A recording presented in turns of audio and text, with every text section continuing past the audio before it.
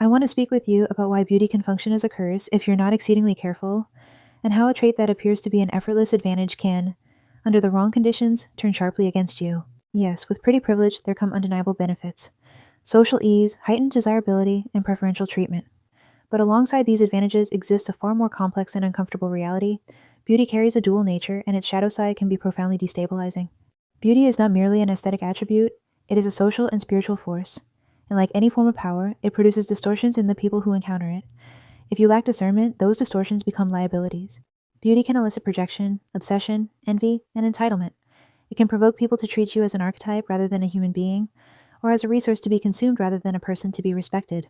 In the wrong environment, beauty shifts from blessing to burden, not because of the beauty itself, but because of the psychological and spiritual reactions it triggers in others. This dimension is rarely acknowledged. Beauty does not simply attract admiration, it attracts hunger. It draws in individuals who attach themselves to you for access, for energy, for status, or for proximity to what you represent. And when you are unaware of these dynamics, you become especially susceptible to being drained, manipulated, spiritually siphoned, or used as a vessel for other people's unresolved desires. Beauty can elevate, but it can also expose. It can open doors, but it can also open portals. To envy, to spiritual warfare, to emotional vampirism, and to relationships built on extraction rather than reciprocity. Without wisdom, beauty becomes a stumbling block. With discernment, it becomes a tool. The difference lies in understanding the true nature of the power you carry. Women who consciously cultivate their appearance and presence often unlock opportunities unavailable to those who neglect themselves, whether in professional arenas, social spheres, or intimate relationships. Yet, with such visibility comes a unique and often insidious form of scrutiny. Their commitment to self-investment exposes them to envy and resentment. Those who have abandoned their own growth frequently seek to undermine or punish the very excellence they witness, demanding, consciously or unconsciously, that others diminish themselves to meet a lower standard. This dynamic is particularly pronounced for conventionally attractive women. The act of being beautiful, fit, well-presented, or intentional in self-maintenance is often mischaracterized as effortless, obscuring the labor, discipline, and self-respect required to sustain it. Society punishes those who dare to embody and embrace their innate gifts, penalizing them for both their genetic fortune and their unapologetic assertion of confidence. Moreover, beauty itself can function as a communicative tool, a declaration of self-worth, presence, and value. Yet when unguarded, it becomes vulnerable to exploitation. Without clear boundaries, beauty in the presence of envy or malice can transform from a blessing into a liability, inviting projection, manipulation, and attempts to diminish one's spirit. This duality applies not only to women traditionally considered attractive, but to anyone whose effort and intentionality attract positive attention. If you have ever sensed that your presence, aura, or appearance elicits differential treatment, the implications are clear. Beauty, if unprotected and unacknowledged as a form of power, carries a shadow as profound as its light. If a woman does not fully recognize and embrace her own beauty, she cannot protect or cultivate it. Beauty, like any form of power, requires conscious awareness and stewardship. Without it, its potential becomes vulnerable, and its absence of self-recognition manifests in predictable patterns: low self-esteem, chronic seeking of external validation, overextension of time and energy to others, tolerance of mistreatment, and a failure to establish or enforce healthy boundaries. In short, the very gifts that could elevate her become liabilities if left unguarded. For women who grow up pretty, there is a pervasive misconception that politeness, deferential behavior, or agreeableness will serve as shields against cruelty. I, too, once believed that kindness and graciousness would naturally be reciprocated, that by being nice, the world would honor and protect me. The reality is far more intricate. Insecurity in others often manifests as subtle or overt cruelty, and beauty, when not understood as a form of power, becomes a target. People who feel inadequate, threatened, or envious of your presence will seize every opportunity to undermine your confidence and diminish your sense of self-worth. For pretty girls, this dynamic often begins in childhood. Family members, cousins, aunts, and in some cases, even one's own mother, may respond with jealousy, subtle sabotage, or emotional withdrawal, not out of malice alone, but because your beauty mirrors what they feel they lack. In these early interactions, you learn a harsh truth. Being inherently desirable does not guarantee protection, respect, or safety. On the contrary, it can attract scrutiny, competition, and covert hostility from those closest to you. Understanding this is essential. To navigate the world as a woman of beauty and presence, one must cultivate not only the external expression of self, grooming, poise, and style, but also the internal armor of awareness, discernment, and boundaries. Beauty, when consciously protected, becomes a profound form of agency. When neglected, it becomes a source of vulnerability, subtly eroding self-esteem and compromising one's autonomy. Many sex workers share a similar narrative. They were often considered attractive from a young age, raised in challenging or unstable households, and pressured to navigate life largely on their own. When I talk about sex work, I mean it broadly. Escorts, strippers, IG models, professional models, since many modeling agencies are often fronts for high-end escort services, and sugar babies. Most of them, if not all, in one way or another, are selling cat. Those who engage in sex work frequently face relentless psychic and spiritual demands, navigating energies and influences that can leave them profoundly drained. If you find yourself in such a position, it is imperative to seek an exit strategy as soon as possible. The spiritual dimension of our world cannot be ignored. Beautiful women are often uniquely targeted by negative forces, which can manifest as both external attacks and internalized pressures.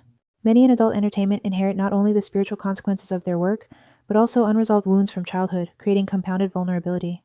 This dual burden, the trauma of survival and the spiritual strain it imposes, helps explain why so many in these industries turn to heavy substances as a form of coping. This dynamic often extends into romantic relationships, where men exploit women who are beautiful but unaware of their own power. Women who fail to recognize and protect their beauty frequently attract toxic partners, driven by a deep craving for love and validation. When family and social networks feel unsafe or unreliable, these women may unconsciously seek in men what they have yet to cultivate within themselves: self-worth, security, and affirmation. In some cases, the dynamic takes on a transactional or financial dimension, such as sugar relationships, which in my observation are often more spiritually and emotionally draining than they are rewarding. Beauty, in these contexts, becomes their primary, and sometimes only, resource, a tool they leverage for survival or attention, rather than a source of empowerment consciously stewarded. The threat posed by predatory men seeking to exploit a woman's beauty is both real and pervasive. Without the knowledge and discipline to protect oneself, a woman can easily find herself emotionally drained, manipulated, or ensnared in harmful relationships. True empowerment lies in cultivating beauty holistically, nurturing it both from within, through self-respect, confidence, and emotional resilience, and externally through presentation and care. In this way, beauty becomes not a vulnerability to be exploited, but a well-guarded source of personal power. Once a beautiful woman becomes involved with a toxic man, he often begins siphoning her energy. The dynamic of any relationship, whether overtly toxic or not, can be measured by the imbalance between how much he invests and how much she invests, physically, emotionally, and even financially.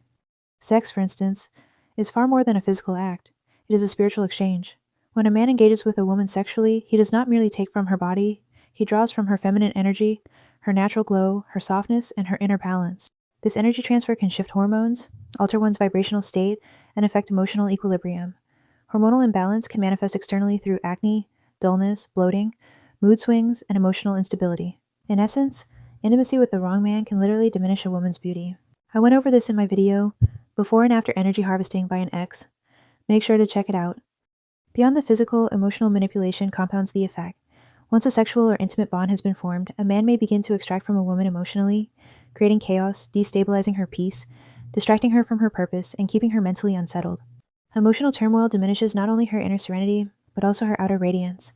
This is echoed in biblical wisdom, with Proverbs repeatedly cautioning against the spiritual consequences of sexual and emotional entanglement.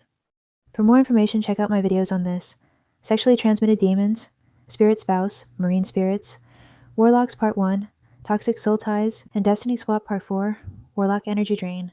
I'll have all of these linked in the description box. Some men do not truly seek connection or partnership. Instead, they are drawn to a woman's natural attributes such as femininity and nurturing energy. They attach themselves, siphon these qualities, and leave her depleted while they elevate themselves elsewhere. This explains why some men appear to improve after a relationship. They have appropriated her spiritual and emotional energy to enhance their own life. Men are naturally drawn to feminine energy because, by nature or circumstance, they do not possess enough of it themselves. In essence, they must feed on it. Until a woman fully understands how to protect her beauty, both inner and outer, and can recognize parasitic men and toxic relationship dynamics, it is often wiser to refrain from actively seeking a romantic relationship. Rushing into partnerships without this awareness can lead to misappropriating her energy, giving it to those who drain rather than nurture her, and compromising her emotional, spiritual, and even physical well-being. Prioritizing self-mastery, boundaries, and discernment allows her to enter relationships from a place of strength, clarity, and empowerment, rather than vulnerability and depletion. When a woman grows up with an insecure mother or jealous female relatives, she often becomes blind to her own beauty, and that blindness is dangerous because you cannot protect what you do not recognize. Many beautiful women find themselves surrounded by women who quietly resent them, compete with them, or undermine them, women who present as friends but function as frenemies. I experienced this myself. I maintained friendships with women who were never truly my friends, but because my relationship with my mother was so toxic, I failed to see that these friendships carried the same dynamics: envy, manipulation, and emotional imbalance. It wasn't until I severed ties with my mother completely that I began standing up for myself, shedding my people-pleasing tendencies, and reevaluating the relationships around me. In doing so, I realized that 2 of my longest friendships had to end because I was the only one investing anything into them. Women siphon beauty from other women in ways that are subtle, covert, and deeply spiritual. Jealousy is never merely an emotion. It is a spirit, often rooted in the spirit of envy, the spirit of comparison, and in more severe cases, the Jezebel spirit, which thrives on competition, sabotage, and emotional manipulation. These spirits look for cracks in a woman's self-esteem and use others as vessels to weaken, distract, or drain you. Women influenced by these spirits will release spiritual projections disguised as casual comments. These comments are not observations. They are energetic assignments sent to fracture your confidence and destabilize your spirit. And when spoken by someone who carries jealousy, those words carry weight. They can cling to your aura, cloud your intuition, and quietly erode your feminine glow. Then there is the spiritual mimicry. Some women do not want your friendship. They want your frequency. They begin to subtly mirror your mannerisms, adopt your spiritual language, copy your small behaviors, or absorb your online persona. They may gradually style their hair like yours, alter their wardrobe to mirror your aesthetic, or even position themselves to attract or compete for the same type of men who are naturally drawn to you. This is not admiration. It is energetic trespassing. It is often driven by the spirit of mimicry, a lesser-known but powerful spiritual influence that pushes a person to absorb another's identity because they lack their own internal grounding. I spoke about this spirit in my latest video. When someone begins mirroring your essence instead of cultivating their own, they open a spiritual channel, a point of access where your energy becomes vulnerable to being siphoned. Emotional dumping is another spiritually draining tactic. Women who constantly unload their chaos, confusion, and trauma onto you are not simply venting. They may be acting under the influence of the spirit of heaviness, the spirit of despair, or the spirit of confusion. These spirits transfer through emotional closeness. I covered this in my video titled How Friends and Family Secretly Siphon Your Energy and Blessings. I'll link it as well. When a woman releases her emotional residue onto you, she becomes lighter because you have spiritually absorbed her heaviness. You walk away drained because her burdens are now sitting in your field. Oversharing works in the opposite direction. When you reveal too much of yourself, you unintentionally grant people spiritual access to your inner world. Spirits such as monitoring spirits or familiar spirits use this information as anchor points. We overshare so much online without realizing it. A mimicking spirit can gather an entire profile on you, your favorite music, the places you frequent, the people you're connected to, your emotional patterns, everything. Mystery is not just femininity, it is protection. When you give the wrong people access to sacred information, you expose your spiritual blueprint, and that exposure allows others to pull on what was meant for you. These dynamics often manifest in small, seemingly harmless behaviors. A friend who becomes strangely quiet or irritated when you walk in, someone who always highlights your flaws, or the friend who posts group pictures where she looks perfect while you look terrible. These are not coincidences. They are spiritual microaggressions influenced by insecurity and dark spiritual forces operating beneath the surface. None of this is merely psychological. It is spiritual warfare carried out through people who have become portals for spirits of envy, mimicry, comparison, hostility, and sabotage. In more severe cases, some women become so fixated on you that their admiration turns into obsession. When that envy festers, they may cross over into spiritual manipulation, engaging in witchcraft practices like beauty siphoning, beauty reversal, glamour theft, or even attempting to cloud your aura so your natural radiance dims. Check out my videos on this titled How to Restore Your Beauty After Beauty Siphoning and Destiny Swap Part 3, Beauty Siphoning. I'll be linking them as well, so make sure to check the description box. These things aren't always loud or obvious. Sometimes it's subtle, monitoring your social media, mimicking your look while secretly wishing for your downfall, or sending negative intentions towards your confidence, your face, your glow, or your favor. Spiritually jealous women often operate from a place of deep insecurity, and instead of doing the inner work, they try to tamper with the woman they perceive as a threat. In the workplace, energy siphoning toward pretty or feminine women often shows up in subtle but spiritually charged ways. A woman with natural beauty, grace, or magnetic feminine energy will unconsciously activate both admiration and insecurity in others. This creates an atmosphere where people begin pulling on her energy, not always intentionally, but spiritually. An insecure coworker may constantly seek your validation, emotional reassurance, or approval, using you as their energetic battery whenever their self-esteem dips. Another might insert themselves into your conversations, projects, or ideas, just to stand in your glow and siphon the attention you naturally attract. Some colleagues may begin mimicking you, your style, your tone, your confidence, because your energy is spiritually nourishing to them. Others try to dim your light socially, excluding you from group chats, gossiping to lower your reputation, or forgetting to pass along important information, so you stay one step beneath them. There are also those who weaponize femininity against you, accusing you of trying too hard or being too much, when in truth they're threatened by the spiritual influence you carry. On the more predatory end, certain male coworkers may hover around you under the guise of mentorship or friendliness, but their real motive is to feed off your feminine energy. They linger at your desk, ask overly personal questions, or conveniently show up whenever you're alone, not because they want connection, but because your presence energizes them. I'll be also linking my video titled How to Stop Men from Harvesting and Siphoning Your Energy for more info on this.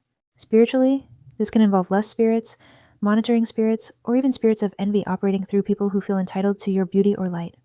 Over time, if you're not spiritually guarded, you walk out of work feeling drained, overstimulated, or inexplicably irritated, not because of the workload, but because too many people were spiritually feeding on you throughout the day. Recognizing these patterns is the first step toward reclaiming your power, protecting your energy, and showing up in your workplace from a place of spiritual authority instead of spiritual depletion. Overall, the goal of this video is to help you recognize these patterns and put a stop to spiritual drains. This video is not an invitation to run into your room, isolate yourself, or become fearful of the world. Yes, negative forces exist. Yes, some people carry harmful intentions. But content like this is meant to expose patterns, build your discernment, and strengthen your awareness, not make you paranoid or afraid of human connection. The truth is, everyone we meet on our life path serves a purpose, even the toxic ones. They act as mirrors, revealing unhealed wounds we didn't know we were still carrying. Nearly every adult alive has some form of emotional scar, childhood trauma, a mother or father wound, betrayal from friends, heartbreak from romantic partners. These experiences are simply part of the human journey. Your responsibility as a healthy, fully functioning adult is to identify your wounds and commit to healing them, because once you do that inner work, you'll realize healthy romantic relationships are possible, healthy supportive friendships are possible, and in some cases, even repairing family relationships is possible, though not always. Sometimes, especially in severe situations, you will have to choose yourself. I had to completely remove both of my parents from my life because the dynamic was toxic, to the point of being spiritually and emotionally dangerous. When it comes down to them or you choose you. That is not selfish, it is survival, and it is obedience to God's protection. The goal of understanding toxic dynamics isn't to become fearful, but to be able to spot dysfunction a mile away, so you never fall back into those cycles again. When God places you in a season of isolation, it's not punishment, it's preparation. He knows your heart, your generosity, your loyalty, and He sometimes separates you because He doesn't want certain people anywhere near your blessings. He knows that if they were close, your nature would push you to share with those who are unworthy, unprepared, or spiritually unsafe. Something people don't talk about enough is that helping others, especially those who are spiritually burdened, comes with responsibility. If you aren't careful or spiritually covered, you can unintentionally pick up someone else's karma, battles, or spiritual warfare. There is a correct and protected way to give, to help, and to pour into people without draining yourself or opening doors to unnecessary attacks. So yes, pretty girls, feminine women, spiritually gifted women, your energy gets targeted more often, but that is not a reason to hide from the world or adopt extreme ideologies. I don't support feminist or misogynistic creators who insist all men or all women are evil, that relationships are doomed, or that isolation is the only safe option. That mindset is not empowerment, it's a form of mental illness and trauma speaking. The world profits off negativity. News stations, TV networks, and even some content creators thrive by keeping people afraid, divided, and suspicious. But that is not God's design for your life. Your job is simple: learn, heal, discern, and grow, so you can receive everything God has prepared for you. Relationships are meant to be enjoyed. Love is meant to be experienced. Friendships are meant to support you, and God will send the right people once you're healed enough to recognize them. This video is meant to empower you, not isolate you, to educate you, not terrify you, to strengthen your discernment so you can live the life God intended for you, with peace, protection, and promise.